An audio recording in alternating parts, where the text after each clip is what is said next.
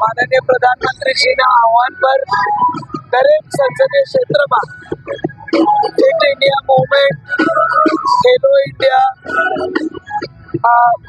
બધા જ સરકારના જે યુવાનોને ગમત તરફ પ્રોત્સાહિત કરવાના સંકલ્પો છે, પ્રયત્ન છે, એને વધુ વેગ આપવા માટે દરેક સાંસદ પોતપોતાના સંસદીય ક્ષેત્રમાં સાંસદ ખેલ મહોત્સવનું આયોજન કરે એવું આહવાન કરવામાં આવ્યું હતું.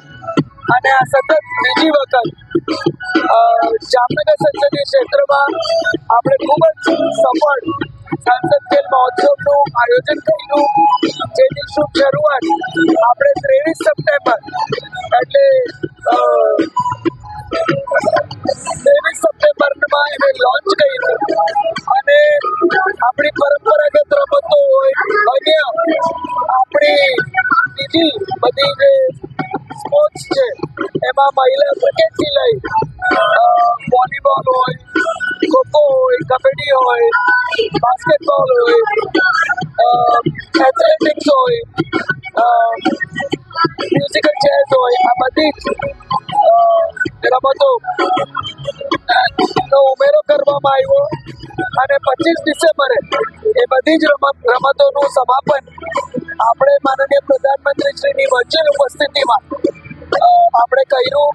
એ પછી સાંસદ ખેલ મહોત્સવનો એક બહુ મહત્વનો ભાગ એટલે કે day and night cricket tournament, એમાં કારણ કે 512 ટીમ હતી એટલે સ્વાભાવિક રીતે લાંબો સમય ચાલે, એનું સમાપન આજે એટલે 8 ફેબ્રુઆરી 2026માં રાખવામાં આવ્યું હતું. અને આપ સૌએ જોયું એવું છે, ખૂબ મોટી સંખ્યામાં ખૂબ ઉત્સાહથી લોકો અહીં ઉપસ્થિત રહ્યા.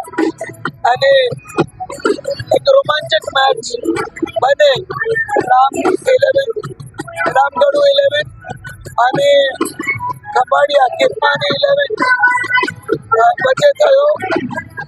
512 ટીમો વચ્ચે આ બે ટીમો ફાઇનલ સુધી પહોંચી.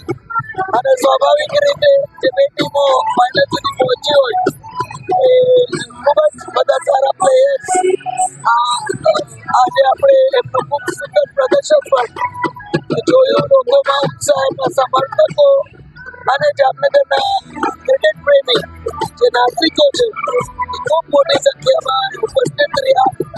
આજે આ સમગ્ર આયોજનમાં વિશેષ ઉપસ્થિતિ અત્યારે જેમને આપણે સાંભળીએ છીએ એવા આપણા ગુજરાતનું ગૌરવ કચ્છના કોયલ જેમને બિરુદ મળ્યું છે એવા ગીતાબેન રબારી એ આજે અહીંયા આ કાર્યક્રમમાં ખૂબ સરસ આપણી સાંસ્કૃતિક ધરોહર ને મજબૂતીથી આગળ વધારતા આપણા લોકગીતો, આધ્યાત્મિક ગીતોના માધ્યમથી યુવાનોને આ સમગ્ર કાર્યક્રમ સાથે જોડ્યા.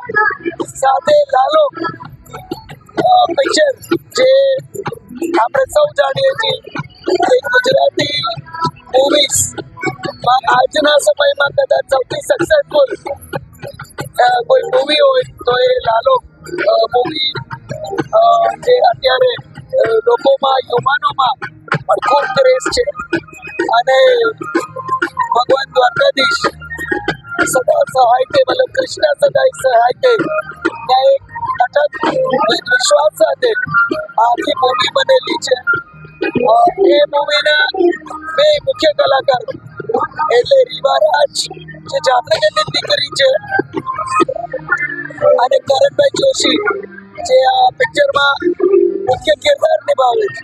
એ બંને યુવા કલાકારો પણ અહીંયા યુવાનોને પ્રોત્સાહિત કરવા ઉપસ્થિત હતા.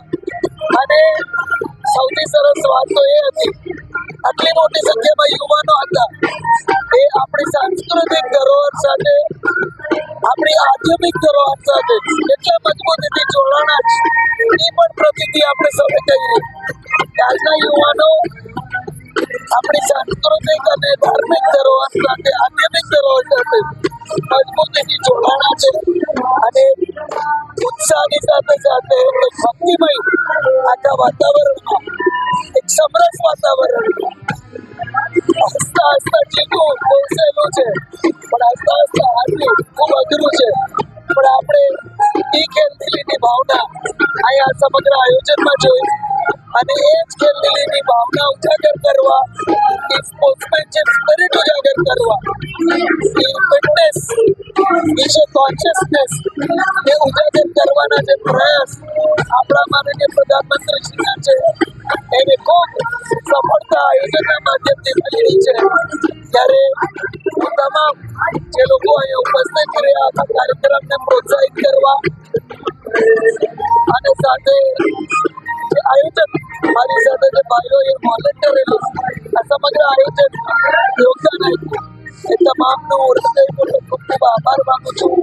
યુવાનો એટલી મોટી સંખ્યામાં અહીં ઉપસ્થિત રહ્યા, અને આટલા દિવસથી લગભગ 2 મહિના 45 દિવસ તો આપણી ક્રિકેટ ટુર્નામેન્ટ જઈ, એમાં રોજ રાત્રે આપણું પ્રદર્શન ગ્રાઉન્ડ આખું લોકોથી ભરાયેલું રહેતું. ખૂબ મોટી સંખ્યામાં લોકો અહીંયા આપણા જે ખેલાડીઓ છે, આપણા રમતવીરો છે, એને પ્રોત્સાહિત કરવા ઉપસ્થિત રહેતા.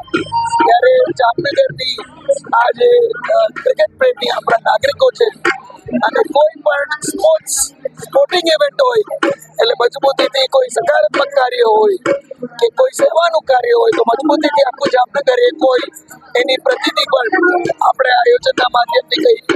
ત્યારે આજની ફાઇનલની બંને ટીમોને પણ ખૂબ ખૂબ અભિનંદન આપી, અને રામદોડો 11 જે આજની વિનિંગ ટીમ છે એને પણ હું ખૂબ ખૂબ અભિનંદન પાઠવું છું. આજે બંને આપણા શહેર અધ્યક્ષ બીનાબેન, જિલ્લા અધ્યક્ષ વિનુભાઈ, આપણા ત્રણેય ધારાસભ્યો એવા પુડુભાઈ, શ્રી વિજયભાઈ, દિનેશભાઈ, શ્રી રાઘવજીભાઈ, શ્રી બાબુવતી, એમના સન શ્રી સંદીપભાઈ, અને બધા જ પદાધિકારીઓ, ચૂંટાયેલા પ્રતિનિધિઓ બહુ મોટી સંખ્યામાં ઉપસ્થિત રહ્યા, તેમનો પણ ખૂબ ખૂબ આભાર વ્યક્ત કરું છું. આપ સૌએ જે સતત આ ટુર્નામેન્ટ એ લોકો સુધી પહોંચાડી, આ આયોજનમાં લોકોને જોડવાનું કાર્ય આપ સૌએ કર્યું બદલ આપનો પણ હૃદયપૂર્વક ખૂબ ખૂબ આભાર માની, અને આવતા વર્ષે ફરીથી આપણે સૌ આ જ આયોજનમાં આપણે સૌ સાથે પાછા મળશું. એટલું કહી